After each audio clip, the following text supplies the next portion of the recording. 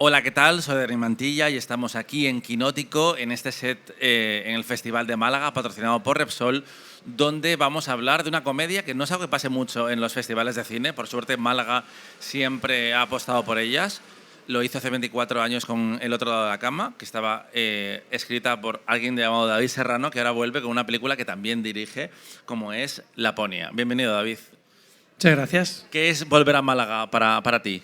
Pues me hace mucha ilusión, la verdad, y además es que tenemos muchas ganas de ver la película con público, porque no la hemos visto más allá de la gente del equipo. Entonces tenemos como mucha curiosidad por ver cómo reacciona el público y me hace mucha ilusión volver a Málaga. Y encima también con Natalia, ¿no? que era la protagonista también del otro lado de la cama.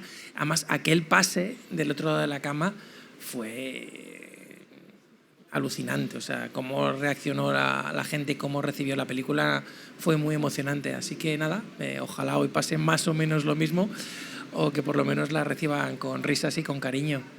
Estábamos hablando con tu reparto de cómo la comedia pues, es un animal muy particular. Igual la gente de Quinótico te conoce por tu carrera audiovisual, pero en teatro eres, no sé si el número uno, pero muy importante, en el musical sobre todo, pero también has hecho mucha comedia. Como director, ¿cómo sabes cuando está funcionando una comedia audiovisualmente? Porque claro, con el público en directo es más fácil. Sí, pero yo en teatro sobre todo lo que he dirigido ha sido drama. Precisamente cuando empecé a hacer teatro dije, voy a aprovechar a hacer lo que no me van a dejar hacer en cine, ¿no? Y además encontré que en teatro tenía una cosa maravillosa, que tenía a los mejores dramaturgos del mundo trabajando para mí. O sea, podía trabajar con Martin McDonagh, con Tennessee Williams, con David Lindsay. Entonces me permitió encontrar unos textos tan maravillosos. Y sí que es cierto que también he hecho muchos musicales y que los musicales prácticamente todos tienen una parte de comedia, ¿no?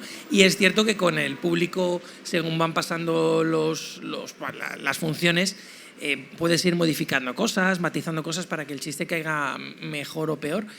Pero generalmente cuando la estás ensayando ya te das cuenta cuándo va a funcionar un chiste o cuándo no. Y como decía China Zorrilla, cuando un chiste es bueno hay que dejarlo caer y que el público lo recoja, ¿no?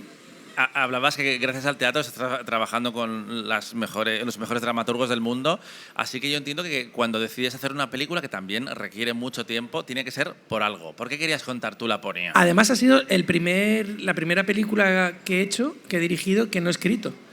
Y me venía fatal el año pasado porque estrené 4 obras de teatro el año pasado. He sido padre de gemelas el año pasado. Me rompí el tendón de Aquiles, entonces fue una serie de catástrofes que me hacían, no sé, me complicaban mucho la vida si dirigía la película. Pero realmente es que cuando leí el texto, que me lo mandó Javier Méndez, el productor, dije, hostia, es que esta obra está muy bien, esta película está muy bien. Es muy divertida, muy interesante y es muy complicado encontrar una comedia que hable de cosas, no sé si importantes, pero por lo menos interesantes, y que los personajes sean inteligentes, que no sean tontos, porque casi siempre cuando hacemos comedia nos vemos obligados a que los personajes sean un poco más tontos de lo habitual para que aparezca la risa, ¿no? Y en Laponia me he encontrado con que los personajes eran 4 tipos razonablemente inteligentes que hablaban de manera inteligente de temas interesantes, y eso me interesó muchísimo. ¿Cómo se plantea desde un punto de vista escenográfico? Porque la película transcurre principalmente en un escenario, que entiendo que es un plató no es un plató, era una casa en Euskadi que se rodó allí. Una casa real. Nosotros teníamos referencias de casas de Laponia y les mandamos a los localizadores fotos de lo que estábamos buscando, y cuando me mandaron esa casa era prácticamente igual que una de las referencias que le habíamos mandado. Y dije, ¿dónde está? A 15 minutos de Bilbao. Dije, ¿en serio? Y la tocamos de decoración, pero la casa existe y es una casa real, que nos ha dado muchas ventajas, porque casi es un personaje más, porque es una casa preciosa y encima con mucha profundidad. Ese pasillo, claro. Y no solo el pasillo, los cristales nos permitían también tener mucha profundidad en los planos, ¿no? Que los fondos tuvieran vida, que no tiráramos contra una pared, y eso era una maravilla para la peli. Y luego nos ha complicado que la cámara no se podía mover tanto por los espacios y que los cristales eran terribles para los reflejos. Entonces nos hemos pasado horas y horas durante la filmación, el pobre Joan Bordera, el director de foto, tapando reflejos porque lo complicaba mucho, pero al mismo tiempo era una casa tan espectacular y tan bonita que casi creo que se ha convertido en el quinto personaje de la peli. Pues es curioso porque salimos de verla un compañero quinótico, yo y aquí, nuestro productor, y debatíamos sobre si era una casa o no, si era, de hecho su apuesta era que era Mediapro, que el estudio aquí en Mediapro, luego vimos que se había rodado ahí en Euskadi. Curioso, curioso. Quería preguntarte, tú que tienes un pie en cada industria, ¿qué crees que el cine español podría aprender de nuestro teatro? En plan, una cosa que sí funcione ahí, que igual aquí, bueno, una industria está en constante aprendizaje. Realmente no son dos, son tres industrias muy distintas, porque no tiene nada que ver el mundo del teatro de texto, en el que hay muy poco dinero, realmente, y hacemos malabarismos para poder sacar las producciones adelante. Luego está el audiovisual. Y luego está el teatro musical, en donde, por lo menos con mi empresa, con ATG, lo que sí hacemos, y es algo que en cine no se puede hacer tanto, no se hace tanto, es trabajar con mucho tiempo. Yo este año estrenaré Diario Van Hansen, querido Van Hansen, llevamos trabajándolo casi un año, pero es que ya estamos trabajando el que estrenamos en octubre del año que viene. Entonces te permite trabajar con mucha calma, trabajar con tiempo, y eso es una pena que en cine casi nunca se tiene o nunca se tiene, ¿no? Y luego la posibilidad de ensayar, que yo eso sí que lo intento y casi lo impongo. Incluso cuando hice también Bota Juan, estuvimos ensayando un mes la serie, porque me parece que eso de que lleguemos al set sin haber ensayado, ya no solo por el resultado final del trabajo de los actores, sino porque los ensayos te permite hacer grupo, hacer piña, y que el trabajo sea mucho más agradable y mucho más bonito. Entonces yo creo que lo que puede aprender el audiovisual del teatro sería los procesos y los tiempos de ensayos, y del teatro musical trabajar con tanto tiempo, que eso siempre pues creo que es muy bueno. Este año hemos visto como La Cena ha sido un éxito de público y también ha llegado a los Goya. ¿Crees que como industria, el audiovisual, el cine, aprovecha suficientemente el teatro al mismo tiempo? Mira, no lo sé si lo suficiente, pero creo que también el teatro debería apoyarse en el audiovisual, y cada vez hay más proyectos interesantes. Ahora mismo van a estrenar Tarde de Perros en Nueva York, una versión teatral, y creo que deberían estar más comunicados. O sea, que al final es contar una historia y puede funcionar la misma historia de manera un poco diferente, pero puede funcionar igual de bien en un teatro que en una película. Pero no solo haciendo ese trabajo de pasar una obra de teatro al cine, sino también que el cine nos aporte temas para poder hacerlos en teatro. Y yo desde luego, y también en teatro deberíamos empezar también a hacer más adaptaciones de novelas también para el teatro, ¿no? Que también se está empezando a hacer, ¿no? Ahora van a hacer Las Gratitudes en el Teatro en el Teatro de la Abadía, dirigido por Juan Carlos Fischer y escrito por Marta Betoldi, que es una novela, y creo que ese trasvase de textos tiene que hacerse de una manera natural y que puede ser muy rico para los espectadores también. Me resulta interesante los plazos de producción en el caso de Laponia, porque creo que por tiempo se podría haber estrenado en Navidad. ¿Decidisteis no hacerlo también por evitar el público infantil? Es la película, y acabar en los periódicos. Es la película menos navideña de la historia, ¿no? Es la película más incorrecta para ver con hijos pequeños. O sea, entonces sí, decidimos que no era una buena fecha Navidades, porque podía haber llevado a engaño a los espectadores y que se hubieran encontrado con alguna sorpresa desagradable.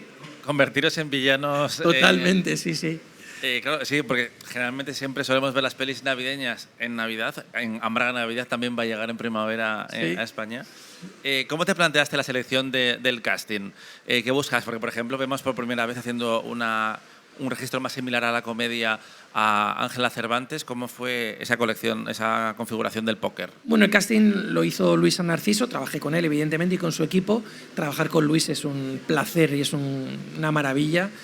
Y nada, fuimos proponiendo nombres, y a mí lo que sí me gusta mucho es dar oportunidades. Suena un poco presuntuoso por mi parte, pero sí actores que estamos acostumbrados a verlos en un registro, sí darles un personaje diferente a lo que estamos acostumbrados, ¿no?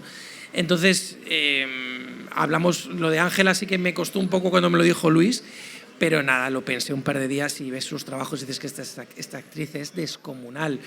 Y con Julián pues pasaba un poco lo mismo. Julián es un actor increíble y en los próximos años ya verás cómo le vamos a ver haciendo dramas y personajes que le van a dar mucho prestigio y muchos premios que generalmente con la comedia no se obtienen, porque es un actor increíble, y luego Natalia se mueve muy bien en los dos géneros, ¿no?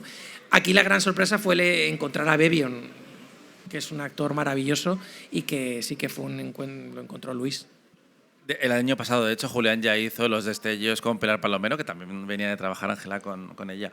Quería preguntarte, ya que hablabas de la comedia, los premios, claro, aquí hay dos lugares comunes. Uno es mucho más difícil hacer reír que llorar, que te lo dicen en la industria mucho todo el rato. Y al mismo tiempo, la industria que vota los premios le cuesta mucho reconocer la comedia.